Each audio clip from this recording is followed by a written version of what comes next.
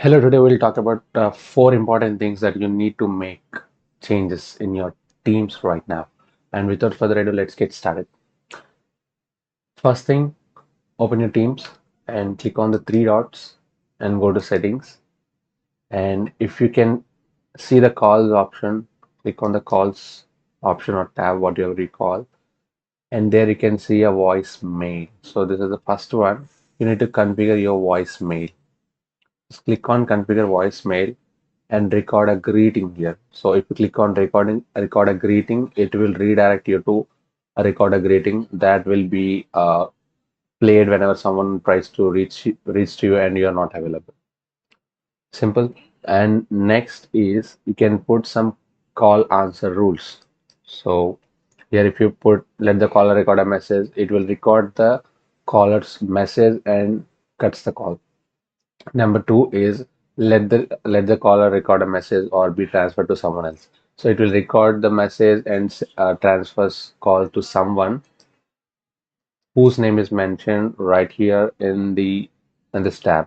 So you can search for a name like this, and it will show all the names in your particular organization, and you can click on that, and the calls will be forwarded to that particular ID when someone try to reach you and you are not available. Make sense? And moving on, next one is custom greeting. And every time you can't record a greeting, right? That time you can use this custom greeting and you can say that I'm on out of office and I can't available at this so and so time and something like that. And you can choose when can you play this custom out of office greeting.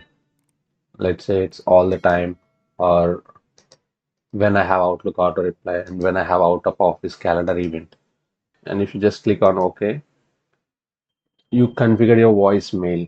Here the part one is done, and part two is whenever someone tries to call you, it will be default in calls rings me. Okay, so it will call you directly to you.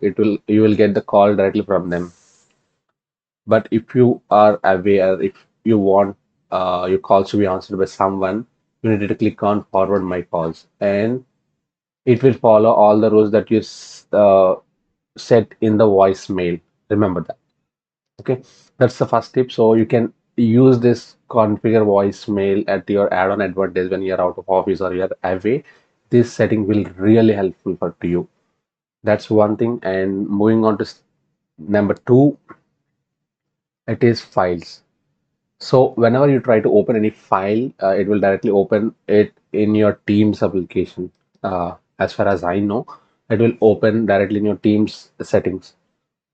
So in order to make it open in your Word or Excel or whatever it is, you will have options here. For me, there is no option, maybe due to licensing issue or something.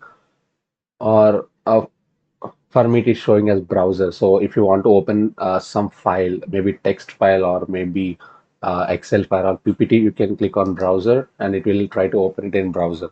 And that's number two. Moving on to number three is a missed activity email. So if you observe your Outlook mail, it will actually send a mail saying that you missed so and so ping, you missed so and so chat, you missed so and so, something like that, right? So it will trigger the email when you don't respond or when you don't open Teams and see that message.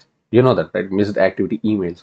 So this actually makes sometimes messy because if you are out of office or if you are not available for 2 weeks, maybe you're on weekend, and if people actually messaged you or messaged in Teams, Teams in the sense groups, uh, it will try to trigger the missed activity mails once in every hour. So you need to set a frequency. So you can turn it off. I prefer this, and you can put daily or every 8 hours or every as soon as possible. You could choose anything. By using this setting, you can actually avoid some mails that are unnecessary. And also, you can see appearance and sound. The notification style can be Teams inbuilt. So if you see Teams messages, it will pop on the right corner till the top. Okay, so if you don't want that style, you can use a window style. So if you check to window style, it will show you the pop-ups like a general Windows notifications. Okay, this is number three. And and many of my viewers not subscribing, which is kind of discouraging to me to create more videos. And if you want to see more videos like this, please do subscribe. Moving on to number four, click on general and turn your dark mode on.